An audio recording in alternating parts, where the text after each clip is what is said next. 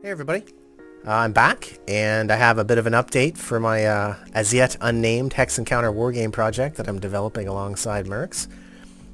We've got a few updates to talk about today. It's actually going pretty good. I'm starting to like working on this. It's kind of fun. So the first thing you might notice is we now have forests. So we have a little bit of a forest layer going on.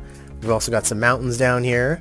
I've also added water. So we have water tiles, we got coastal tiles and all that kind of stuff to make it look all nice, and we even have naval units, so we can move our naval units around. So yeah, naval units.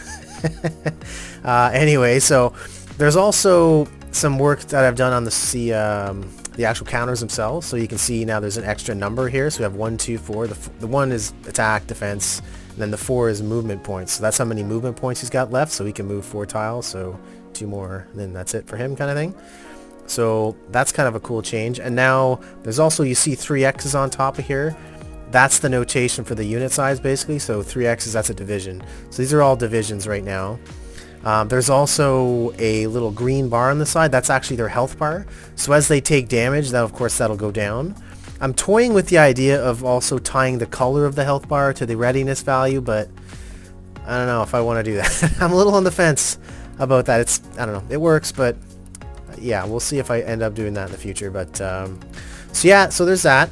Another nice thing that we've had recently is a nice performance boost. So I found a bit of a performance leak and I was able to fix it. So as you can see now, everything's nice and snappy when I click. There's no delay between the click and the movement, whereas there was before, just because of some unoptimized code. But I've got that all nice and sorted now, so it's all nice and snappy. So another thing I like to show is combat has changed a little bit. So we'll show you over here. Let's set up a bit of a fight here just to give you an idea. Get some units in here. Yeah, that'll do, I guess, for now. So let's have our armored unit here and this motorized unit. Why don't we attack this armored unit, because why not? So we'll select him, click on that, and now we get this nice combat planner interface.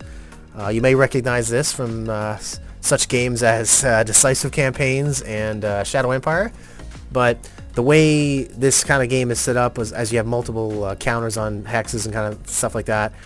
I felt that it was kind of the best way to go about it. Like if it was just one hex or one counter per hex rather, there's different ways to go about approaching like mass combat like this, but I just kind of felt that when we have a multiple counter per hex situation, I felt that this combat planner was probably the best solution, so that's what I went with.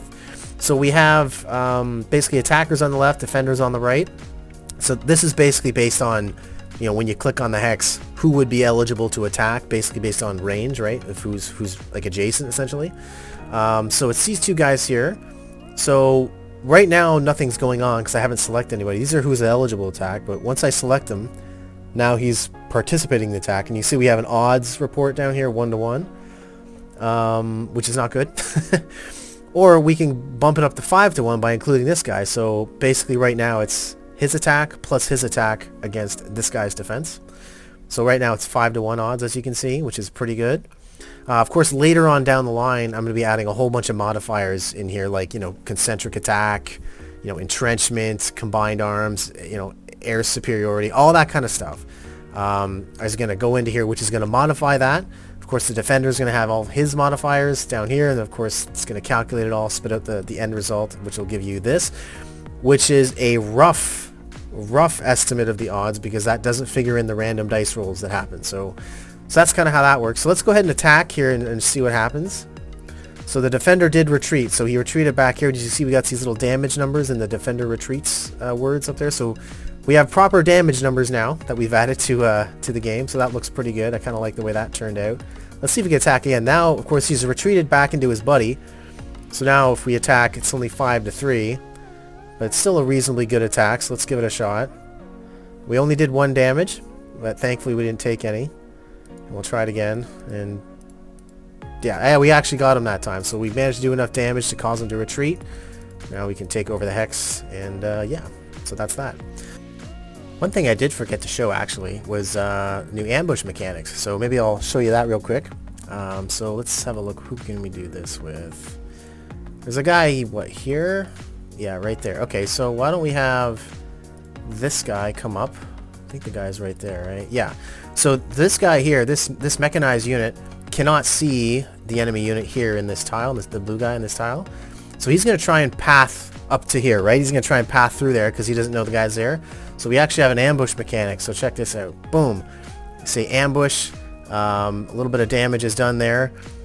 So in an ambush, of course, the defender gets a huge bonus and the attacker gets a penalty. In this case, he got lucky with his dice roll, and he managed to do damage without taking any himself. But more often than not, when you get an ambush, you take some pretty good damage. So it's just kind of a neat mechanic when you try and path through somebody you can't see. I think that's pretty well it. Everything I wanted to show.